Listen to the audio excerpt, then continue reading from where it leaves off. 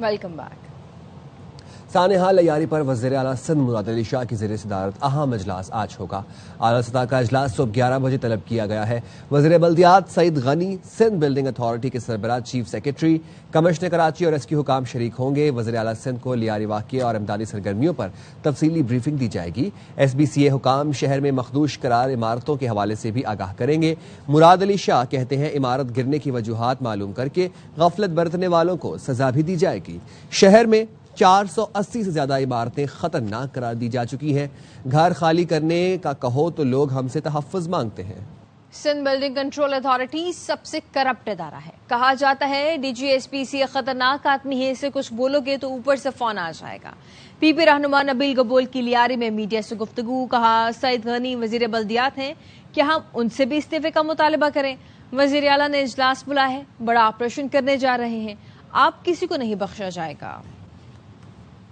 بڑا کرپٹ ادارہ ہمارا ایس بی سی ہے، یہ پیسے لیتے ہیں۔ کہا جاتا ہے D G S B C جو ہے بہت خطرناک آدمی ہے، بھائی اس کو کچھ بولو گے آپ کو فون اوپر سے آ جائے گا۔ Minister local government Saeed Ghani کو کہا صرف نوٹس دینے سے کچھ نہیں ہوتا ہے بھائی، یہ صرف سسپینڈ نہیں ہونے چاہیے بلکہ اریسٹ ہونے چاہیے۔ ہمارا قصور نہیں تھا، یہ قصور اگر تھا بالکل ایس بی سی کا سعید غنی کو بولوں گا آپ منسٹر لوکل گورنمنٹ ہو تو کیا ہم یہ آپ سے بھی مطالبہ کریں استعفی کا؟ کل چیف منسٹر صاحب نے ایک میٹنگ بلائی ہے، میسف آپریشن شروع ہونے والا ہے، کسی سے رعایت جو ہے ابھی برتی نہیں جائے گی۔ 122 بلڈنگ صرف لیاری میں ہے جو گرنے والا ہے۔ بلڈر مافیا کو اب جو ہے لیاری کا رخ نہیں کرنا چاہیے۔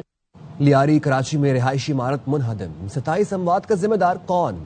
50 گھنٹے بعد ریسکیو آپریشن ختم کر دیا گیا۔ بھاری مشینری جائے حادثہ سے روانہ۔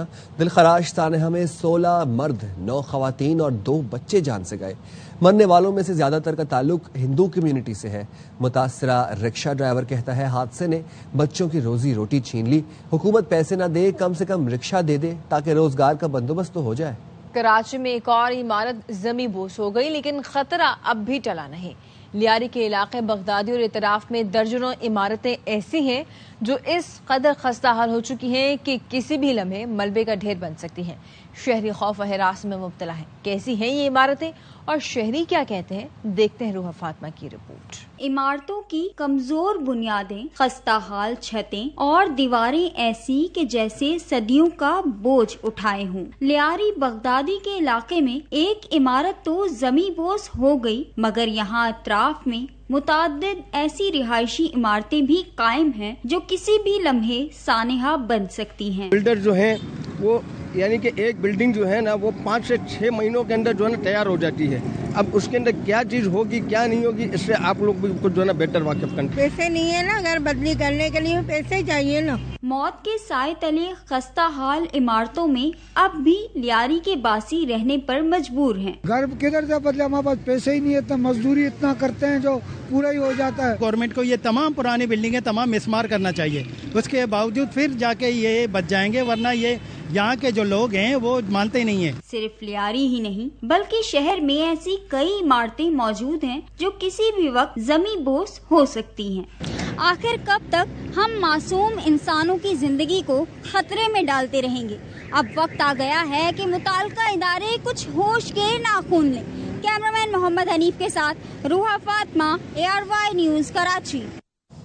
کراچی کے علاقے لیاری آگرہ تاج کالونی میں 7 منزلہ عمارت خالی کرا لی گئی۔ عمارت میں رہائش پذیر افراد کا کہنا ہے لاکھوں روپے دے کر فلیٹ لیا، عمارت میں خرابی تھی تو پہلے چیک کیا جاتا۔ پولیس کی جانب سے رہائشیوں سے مذاکرات کے بعد عمارت خالی کرائی گئی۔ سندھ بلڈنگ کنٹرول اتھارٹی نے ٹیڑھی عمارت کے بلڈر کے خلاف مقدمہ درج کر لیا۔ کلری تھانے میں درج مقدمے میں بلڈر منصور شاہ اور نامعلوم ٹھیکیدار کو نامزد کیا گیا ہے۔ FIR کے مطابق بلڈر منصور شاہ اور نامعلوم ٹھیکیدار نے غیر قانونی عمارت کی تعمیر میں ناقص مٹیریل استعمال کیا۔ انسانی زندگیوں کے خطرے کے پیش نظر عمارت کو خطرناک قرار دے کر اسے ناقابل رہائش قرار دیا گیا۔ پانی کی ٹنکی لیک اور بجلی کے کنیکشن منقطع کر کے عمارت سیل کر دی گئی۔ یوم عاشور پر شہدائے کربلا کے عظیم قربانی کو سلام پیش کرنے کے لیے شہر شہر جلوس برآمد ہوئے۔ عزاداروں نے حضرت امام حسین رضی اللہ عنہ اور ان کے ساتھیوں کو خراج عقیدت پیش کیا۔ جلوس کے راستوں پر نظر و نیاز کا سلسلہ چلتا رہا۔ بیشتر جلوس روایتی راستوں سے گزرنے کے بعد اپنی منزل پر پہنچے۔ ملک بھر میں سیکیورٹی کے خصوصی انتظامات کیے گئے۔ پولیس اور رینجرز کی بھاری نفری تعینات رہی۔ CCTV کیمروں سے بھی کڑی نگرانی کی گئی۔ جلوس کے راستوں اور اطراف میں موبائل فون سروس بھی بند رہی۔ شہدائے کربلا کی یاد میں یوم عاشور پر شہر شہر جلوس برآمد ہوئے۔ حضرت امام حسین اور ان کے رفقا کو خراج عقیدت پیش کیا گیا۔ روہڑی کے میدان کربلا سے برآمد ہونے والا 500 سالہ قدیم 9 ڈھالا جلوس روہڑی اسٹیشن کے قریب اختتام پذیر ہوا۔ بہت بڑی تعداد میں عزادار شریک ہوئے۔ راولپنڈی میں مرکزی جلوس امام بارگاہ عاشق حسین سے برآمد ہو کر روایتی راستوں سے گزر کر اپنی منزل پر پہنچا۔ پشاور کا مرکزی جلوس امام بارگاہ حیدر شاہ سے برآمد ہو کر روایتی راستوں سے گزر کر واپس امام بارگاہ حیدر شاہ پہنچا۔ شرکا نے روایتی انداز میں شہدائے کربلا کی قربانی کو یاد کیا۔ کوئٹہ کا مرکزی جلوس باچا خان چوک پہنچا تو شہدائے کربلا کی یاد میں مشکیزے سے پانی پلانے والا توجہ کا مرکز بنا رہا۔ حیدرآباد کا مرکزی جلوس امام بارگاہ کربلا دادن شاہ پہنچ کر ختم ہوا۔ سیالکوٹ کے مرکزی جلوس میں وزیر دفاع خواجہ آصف بھی شریک ہوئے۔ ڈسکا، گجرانوالہ، جہلم، گجرات، ملتان اور دیگر چھوٹے بڑے شہروں میں بھی جلوس برآمد ہوئے۔ بھکر کا مرکزی جلوس قدیمی امام بارگاہ کربلا پہنچا۔ مردان، نوشہرہ، ڈیرہ اسماعیل خان، ایبٹ آباد، مانسہرہ اور دیگر شہروں میں بھی جلوس برآمد ہوئے۔ جلوس کے راستوں میں نظر و نیاز کا سلسلہ بھی چلتا رہا۔ شرکا میں شربت، کھانا اور پھل تقسیم کیے گئے۔ عزاداروں کی حفاظت کے لیے کڑے انتظامات کیے گئے۔ پولیس کی بھاری نفری کے ساتھ رینجرز نے بھی سیکیورٹی کے فرائض انجام دیے۔ کراچی یونین آف جرنلسٹ دستور کی جانب سے یوم عاشور پر دعوت حلیم کا اہتمام کیا گیا۔ صحافیوں کے ساتھ ساتھ مختلف سیاسی جماعتوں کے رہنما بھی شریک ہوئے۔ رپورٹ کر رہے ہیں Salman Lodhi. Karachi union of journalist دستور کی دعوت حلیم مختلف سیاسی جماعتوں کے رہنماؤں سمیت مختلف شعبوں سے وابستہ لوگوں کی بڑی تعداد شریک۔ میڈیا سے گفتگو کرتے ہوئے امیر جماعت اسلامی کراچی کا کہنا تھا کہ شہر میں بے پناہ مسائل ہونے کے باوجود صرف گاڑیوں اور موٹر سائیکلوں کی نمبر پلیٹ بنانے پر زور دیا جا رہا ہے۔ سڑکیں ٹوٹی ہوئی ہیں، آپ چاہتے ہیں کہ لوگ نمبر پلیٹس بنائیں، پانی میسر نہیں ہے، سیوریج کا برا حال ہے، انفراسٹرکچر تباہ حال ہے، فٹ پاتھ موجود نہیں ہے، چلنے کی جگہ نہیں ہے، آپ چاہتے ہیں نمبر پلیٹ بنائیں۔ ایم کیو ایم کے رہنما امین اللہ کہتے ہیں لیاری میں عمارت گر گئی، 3 دن تک ریسکیو آپریشن کیا جاتا رہا۔ واقعے کا مقدمہ D G S B C A سمیت متعلقہ افسران کے خلاف درج کیا جانا چاہیے۔ یہ پوری ذمہ داری بنتی ہے وزیر اعلیٰ صاحب کی، ذمہ داری بنتی ہے صوبائی وزیر بلدیات کی اور D G S B C A کی۔ ان لوگوں کو میں سمجھتا ہوں خاص کے D G S B C A کو ان کے تمام افسران کو گرفتار کیا جائے، ان قتل کا مقدمہ ان پہ درج کیا جائے۔ ہماری حکومت جن کی بنیادی ذمہ داری بنتی ہے کہ ان تمام معاملات کو دیکھے وہ جگہ سے غائب۔ دعوت حلیم میں صحافیوں کی بھی بڑی تعداد موجود تھی۔ کیمرامین ندیم رشید کے ساتھ سلمان لودھی، ARY نیوز کراچی۔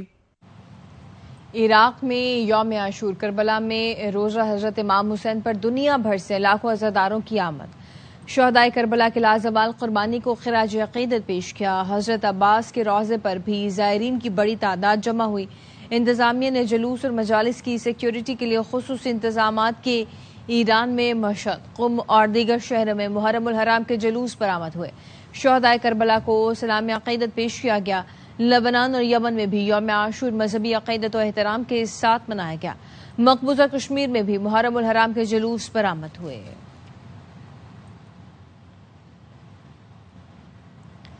وزیر دفاع خواجہ محمد آصف کہتے ہیں کہ آج غزہ بھی کربلا بنا ہوا ہے۔ مسلم امہ کے بجائے غیر ان کے حق میں آواز اٹھا رہے ہیں۔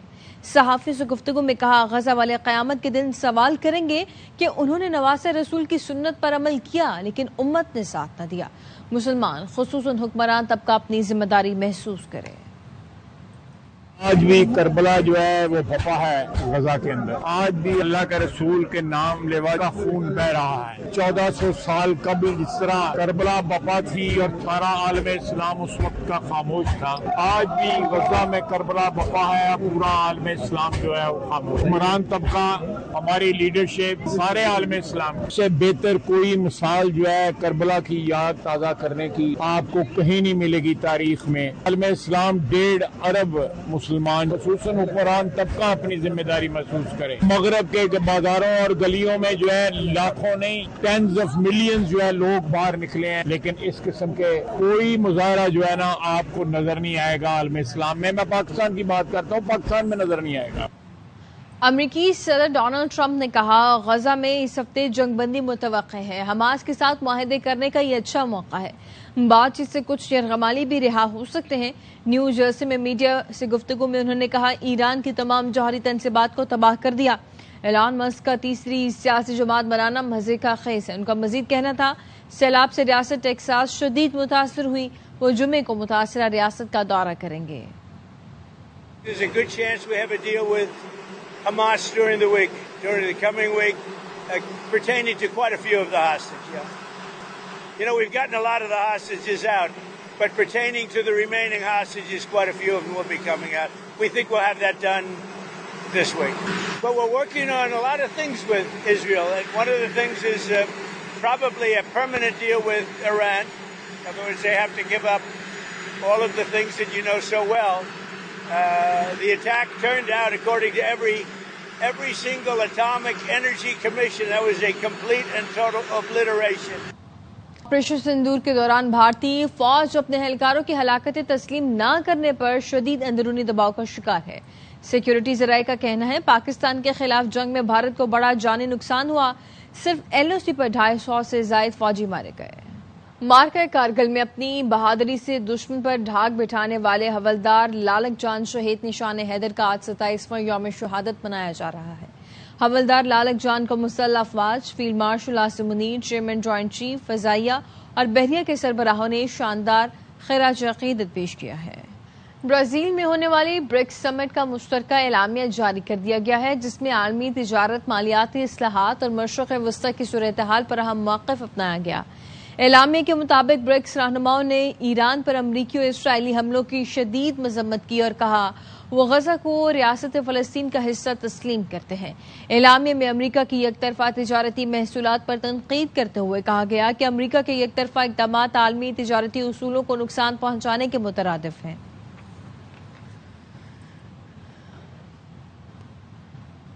برسلز میں یوم عاشور کے موقع پر chairman Kashmir council EU Ali Raza سید نے کہا کہ امام حسین رضی اللہ عنہ کی عظیم قربانی تمام آزادی پسندوں کے لیے مشعل راہ ہے. انہوں نے کہا کہ کشمیریوں نے کربلا سے درس حریت لیا اور آج بھی بھارتی ظلم و جبر کے خلاف ڈٹے ہوئے ہیں. انہوں نے شبیر احمد شاہ، یاسین ملک اور خرم پرویز سمیت بھارتی قید میں کشمیری رہنماؤں کی حالت زار پر تشویش کا اظہار کرتے ہوئے مطالبہ کیا کہ بھارت فوری طور پر تمام کشمیری قیدیوں کو رہا کرے اور عالمی برادری مسئلہ کشمیر کے پرامن حل کے لیے کردار ادا کرے. لاہور کے علاقے شادرہ میں کمسن ڈرائیور نے 3 موٹر سائیکلوں کو کچل دیا. پولیس کے مطابق حادثے میں ایک شخص جاں بحق جبکہ 2 افراد زخمی ہوئے. کمسن بچے کی ڈرائیونگ کرتے ہوئے CCTV فوٹیج بھی منظر عام پر آ گئی ہے. فوٹیج میں گاڑی چلاتے ہوئے بچے واضح طور پر دیکھا جا سکتا ہے. حادثے کے بعد مشتعل افراد کو بچوں کو تھپڑ مارتے بھی دیکھا جا سکتا ہے. بچہ بھاگ کر دکان میں داخل ہوا. وہاں موجود لوگوں نے بچے کو مشتعل افراد سے بچا کر پولیس کے حوالے کیا. پولیس کے مطابق گاڑی چلانے والے بچے کی عمر 10 سال ہے. کمسن ڈرائیور حاشر کو گرفتار کر کے تحقیقات کا آغاز کر دیا گیا ہے.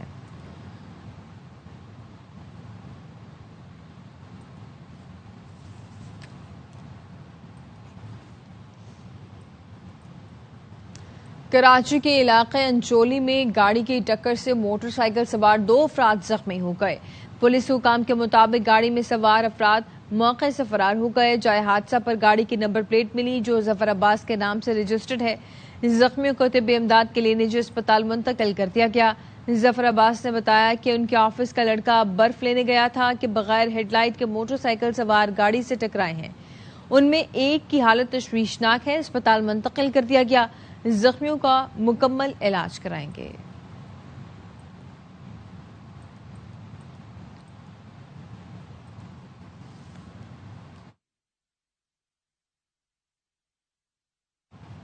NDMA نے 10 جولائی تک ملک میں شدید بارش اور سیلابی صورتحال کا الرٹ جاری کر دیا ہے. عوام کو تیز بہاؤ والے ندی نالوں، پلوں اور ڈوبی سڑکوں سے گزرنے سے گریز کی ہدایت کی گئی ہے. الرٹ میں بتایا گیا دریائے چناب کے مرالا اور قادر آباد پر نچلے درجے کے سیلاب کا خدشہ ہے. دریائے کابل، سندھ، چناب، سوات، چترال اور دیگر ندی نالوں کے بہاؤ میں اضافہ متوقع ہے.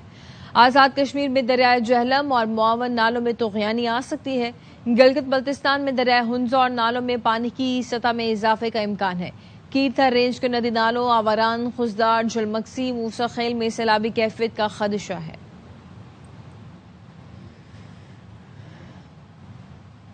ملک میں آج بھی کہیں ہلکی تو کہیں گرج چمک کے ساتھ تیز بارش کا امکان ہے۔ محکمہ موسمیات نے آئندہ 24 گھنٹے کے دوران کراچی، کوئٹہ، لاہور، اسلام آباد، پشاور سمیت بیشتر علاقوں میں کہیں ہلکی تو کہیں تیز بارش کی پیشگوئی کی ہے۔ کشمیر اور گلگت بلتستان میں بارش سے ندی نالوں میں طغیانی کا خدشہ ہے۔